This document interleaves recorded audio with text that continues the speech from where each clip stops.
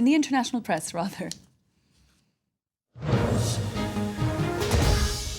Welcome back. It is time now for our international press review with Florence Villeminot. Good morning, Melissa. again.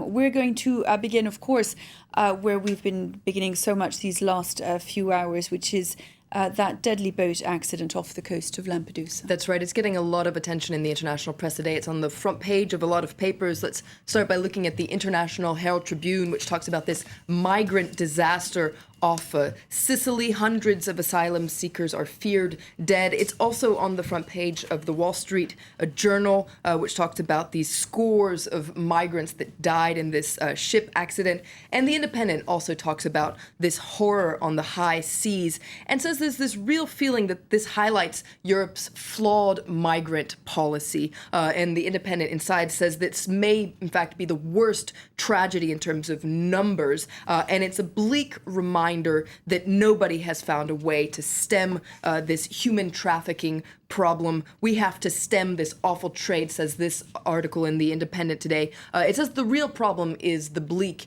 economic situation in many African countries. For instance, it says that it quotes someone in Somaliland saying that the youth unemployment is said to be around 65%. So the only real opportunity for young people is to get out. So this article says that the only long-term answer is to help African economies boost and create jobs so that people will want to stay there. Now, the U.S. government shut down another hot topic in the press. That's right. We've been hearing about it all week. Papers are trying to find new angles to make it interesting. I found this interesting article in the Daily Beast that asked this question: what do Dolly Parton and foreign spies have in common? Well, they're among the few people who might actually benefit from the government shutdown. And in fact, the Daily Beast takes a look at 7 unlikely winners. So you have obvious ones like private museums or non-national parks like Dollywood, but also this idea of foreign spy agencies maybe seeking to recruit idle U.S. intelligence officers. And then you have ones that you wouldn't necessarily think about, like bars. Supposedly bars in Washington, D.C. are doing very well with all these idle workers. And in fact, they've offered deals for people who are out of work right now. That's fantastic. So we're going to look also at the mysterious death, Florence, of Iran's cyber war chief. That's right. His name was Muqtada Ahmadi, and he was the chief of the cyber warfare command of the Iranian Revolutionary Guard.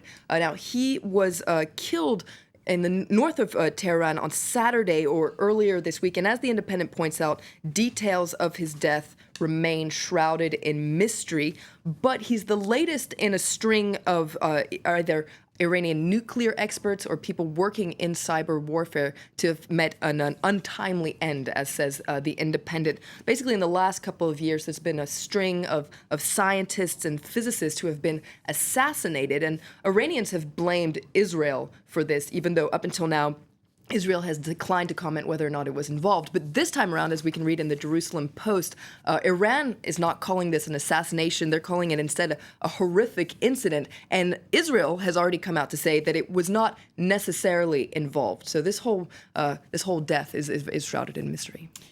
We're going to move on now, Florence, to the world's biggest online drug bust, which has also been getting a lot of attention. That's right. It was called a Silk Road. It was the world's largest online supermarket, and you can read about it in Slate today. You could get everything from uppers, downers, psychedelics, and basically allowed dealers to sell drugs worth $1.2 billion. And it was allegedly run by a 29-year-old named Ross Albright. But Slate goes into the bust and just how it took place, and it says that it was actually a bonehead mistake that brought this whole empire down.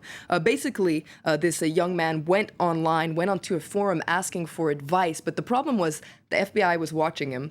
The question he asked was, suspicious, and also he used his real name. So according to Slate, this was a dumb mistake, and that's how it busted. The cause of his downfall. Finally, Florence, the Wall Street Journal investigates a celebration of love that has turned into a fight. That's right. This is the celebration of Holi, which is a Hindu holiday that welcomes spring. It's the celebration of good over evil, and people celebrate by throwing around colorful powders. Now, basically the problem is that several associations are trying to make this big in Europe and around the world, but they've gotten into a fight over the name, the profits, and people in the Hindu community are saying, you know what, this is just about business and making money. It's not about celebrating love. So Enough of that. Thank you very much indeed, Florence Filmino. That was the International Press Review. 27 minutes past 9. You're watching France 24's Paris Live this morning. In just a couple of minutes, we're going to have a look at the very latest international headlines.